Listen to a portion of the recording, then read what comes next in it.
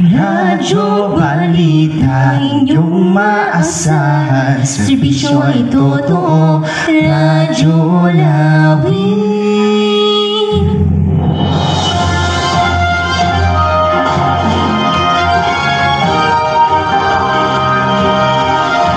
Radyong mabilis, Radyong maaasahan, radyong totoo. ito ang DTYTN 95.5 Radyo Lawin. Magandang araw Pilipinas, medaya niya Adlaw, Probinsya Taclan. Ngayon ay 20 na Oktobre 2025. Ako si CJ Chavez. At ako naman si Lara Suggang. Kayo po ay nakikinig sa DTN 95.5 Radyo Lawin. Ang ating oras, alas 10:37 ng umaga. Sa ulo ng mga nagbabagang balita, Alex Yala napatalsik sa Japan Open. Senate Bill number 1425 ipasa sa batas. Boses ng Bayan isinabog sa Medjola Arc, Maynila. Libreng professional exams para sa mga indigent graduates isinusulong. Pagyanig sa Ibahay Aklan na itala. Para sa balitang internasyonal, Alex Yala napatalsik sa Japan Open. Para sa buong detalye ng ulat, Lara Suggang, ibahagi mo. Nadaig si Filipina tennis star Alex Yala ni Teresa Valentova ng Czech Republic sa Japan Open 2025 sa score na 1-6-2-6. Dahil dito, maagang napatalsik si Yala sa torneo at hindi na nakapasok sa susunod na yugto ng kompetisyon. Lara Suggang para sa Radyo Lawin. Para sa balitang nasyonal, Senate Bill number 1425 ipasa sa batas.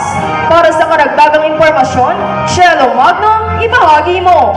Isinusulong ng Senado ang Aklan Pinya Conservation and Innovation Act na layong pangalagaan at panglarin ang tradisyonal na pagkakapi ng pinya sa Aklan.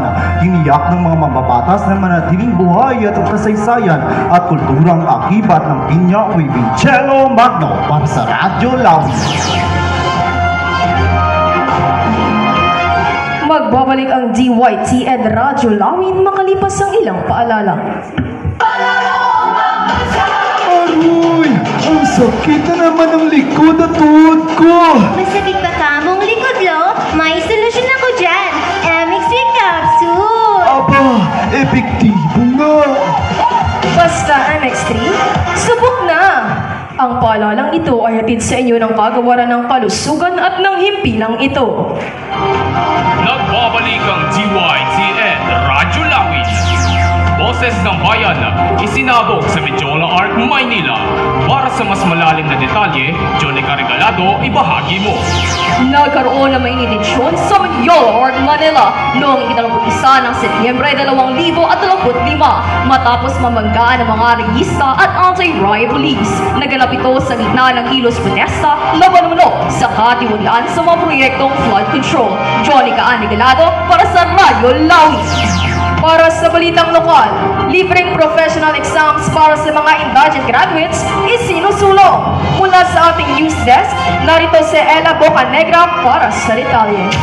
Isinusulong ni Congressman Papa Jess Marquez ang panukalang batas ng Kamara bilang 2892 na magbibigay ng libreng professional examination sa mga indigent graduates.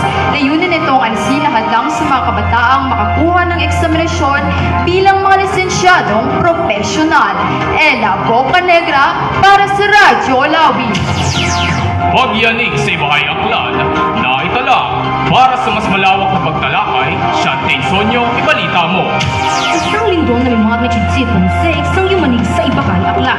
Noong Oktubre 6, 2025, naramdaman din ang pagyanig sa Aklan State University Ibahay Campus.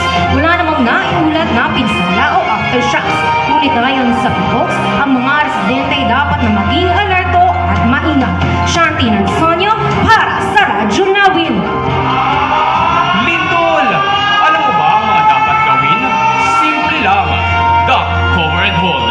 Maghanda ng emergency kit at alamin ang ligtas na lugar sa paligid mo. Tandaan, ligtas ang may alam.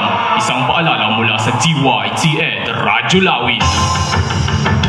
At yan po ang nakalap na balita ngayong araw. Muli ako si Lara Sukang. At ako si CJ Chapel. Dito lang sa Radyong Mabilis. Radyong maasahan. At Radyong Totoo. Ito ang DDYTN 95.5 Radyo Lawin.